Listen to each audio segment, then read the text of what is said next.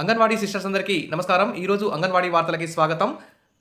మన ఛానల్లో అంగన్వాడీ టీచర్లు ఆయాల సమస్యలకి సపోర్టివ్‌గా వీడియోస్ అయితే వస్తాయి. తప్పకుండా సబ్స్క్రైబ్ చేసుకోండి. వీడియోస్ అయితే లైక్ చేస్తూ ఉండండి. ఇక వివరాలకెళ్తే నేటి నుంచి ఏపీ అసెంబ్లీ అయితే ప్రారంభమైంది. ఉదయం 10 గంటలకే గవర్నర్ ప్రసంగంతో అసెంబ్లీ సమావేశాలు అయితే ప్రారంభమయ్యాయి. ఇక మొదటి రోజు వైసీపీ కూడా హాజరయ్యింది.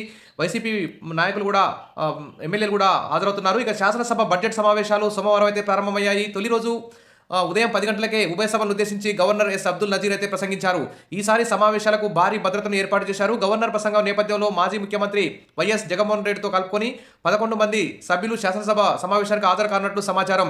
ఈ విధంగా మరి ఈ బడ్జెట్ సమావేశాల్లో అంగన్వాడీ టీచర్లు ఆయాలకు సంబంధించి ఎన్నికల సందర్భంగా ఇచ్చినటువంటి హామీల మేరకు ఖచ్చితంగా పెన్షన్ గ్రాట్యుటీ అమలు చేయాలి. గత 2 నెలల క్రితం కూడా మహిళా శిశు సంక్షేమ శాఖ మంత్రి గుమ్మడి సంధ్యారాయణ గారు అంగన్వాడీ టీచర్లకు ఆయాలకు పెన్షన్ గ్రాట్యుటీ మీద చర్చిస్తామని చెప్పేసి కూడా చెప్పారు. అదేవిధంగా అంగన్వాడీ యూనియన్లతో కూడా చర్చలు జరుపుతామని చెప్పారు. కానీ ఇంతవరకు చర్చలు అయితే జరపలేదు.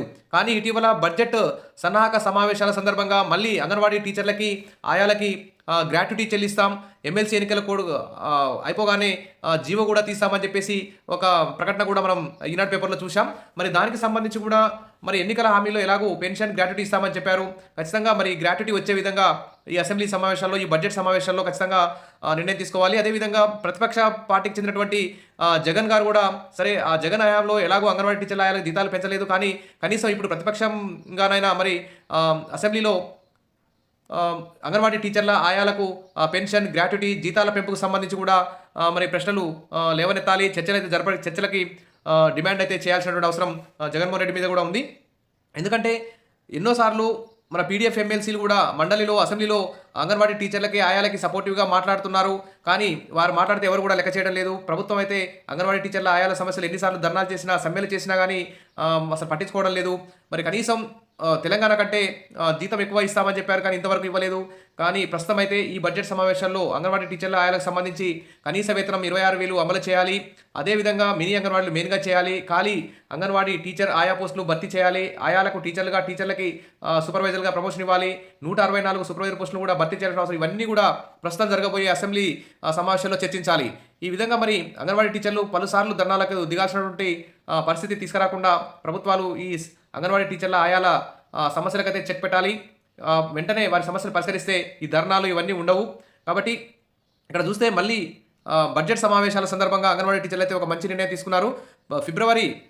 మార్చి 10న మహాధర్నా చేపడతామంటూ మరి అంగన్వాడీల డిమాండ్ల సాధనకే అంటూ మంజుల సుబ్బరావమ్మ గారు అయితే ఇక్కడ ప్రకటించారు. అంగన్వాడీలకు 26,000 కనీస వేతనం ఇవ్వాలని AP anganwadi workers and helpers association, AP anganwadi workers helpers CITU, AITUC అయితే డిమాండ్ అయితే చేశాయి. అంగన్వాడీలకు గ్రాట్యుటీ ఇవ్వాలని, మినీలను మెయిన్గా మార్చాలని, సంక్షేమ పథకాలు అమలు చేయాలని కూడా డిమాండ్ చేశాయి. అంగన్వాడీలకు ఇచ్చిన హామీల అమలులో కూటమి ప్రభుత్వం విఫలమైందని విమర్శించాయి. తమ డిమాండ్లపై సత్వరమే స్పందించకపోతే మార్చి 10న విజయవాడలో మహాధర్నా చేపడతామని చెప్పేసి రాష్ట్ర ప్రభుత్వాన్ని అంగన్వాడీ యూనియన్ అయితే డిమాండ్ చేసింది. ఇక ఏఐటియుసి, సిఐటియు, ఐఎఫ్టియు అంగన్వాడీ సంఘాల ఆధ్వర్యంలో జరిగే ఈ మహాధర్నాను జయప్రదం చేయాలని ఈ విధంగా కలిసికట్టుగా ఈ ధర్నాకైతే పిలుపునివ్వడం జరిగింది. ఇక విజయవాడ ప్రెస్ క్లబ్లో ఆదివారం నిర్వహించిన సమావేశంలో మంజుల సుబ్రహ్మణ్యం మాట్లాడుతూ 42 రోజుల సమ్మె మినిట్స్ని ద్వారా 6 జీవోలు సాధించుకున్న ఇంతవరకు వేతనాలు పెరగలేదన్నారు. హెల్పర్ల పదోన్నతులకు నిర్దిష్టమైన గైడ్లైన్స్ రూపొందించాలని, సాధికారిత సర్వేలో ప్రభుత్వ ఉద్యోగులు అనే పదాన్ని తొలగించాలని, సర్వీసులో ఉండి చనిపోయిన వారికి 20,000తో పాటు కుటుంబంలో ఒకరికి ఉద్యోగం ఇవ్వాలని మంజుల సుబ్రహ్మణ్యం డిమాండ్ చేశారు. పెండింగ్ అద్దెలు చెల్లించాలని, 164 సూపర్వైజర్ పోస్టులు భర్తీ చేయాలని, మెస్ ఛార్జీలు పెంచాలని, వేతనంతో కూడిన మెడికల్ లీవ్ 3 నెలలు ఇవ్వాలని మంజుల సుబ్బరావమ్మ డిమాండ్ చేశారు. కార్యక్రమంలో ప్రధాన కార్యదర్శి విఆర్ జ్యోతి, విహెచ్ విజయదుర్గ, ఎన్సీహెచ్ సుప్రజ భారతి అయితే పాల్గొన్నారు. ఈ విధంగా అన్ని యూనియన్లు కలిసికట్టుగా ఈ మహాధర్నా పిలుపునివ్వడం వల్ల ఎక్కువ అంగన్వాడీ టీచర్లు ఆయాలు సమ్మెకు వచ్చే అవకాశం ఉంది.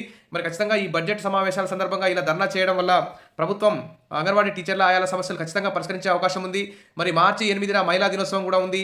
ఈ ఏపీ తెలుగుదేశం కూటమి ప్రభుత్వం అంగన్వాడీ టీచర్లకు ఆయాలకు కనీస వేతనం తెలంగాణ కంటే ఎక్కువ పెంచాలి, పెన్షన్ గ్రాట్యుటీ ఇవ్వాలి, 124 పోస్టులను సూపర్వైజర్ పోస్టులు కూడా భర్తీ చేయాలి, కొత్తగా సూపర్వైజర్ నోటిఫికేషన్ కూడా విడుదల చేయాలి. ఈ విధంగా మార్చి 8న జరిగే మహిళా దినోత్సవానికి సంబంధించి అంగన్వాడీ టీచర్లకు ఆయాలకు కానుకగా ఇవ్వాలని చెప్పేసి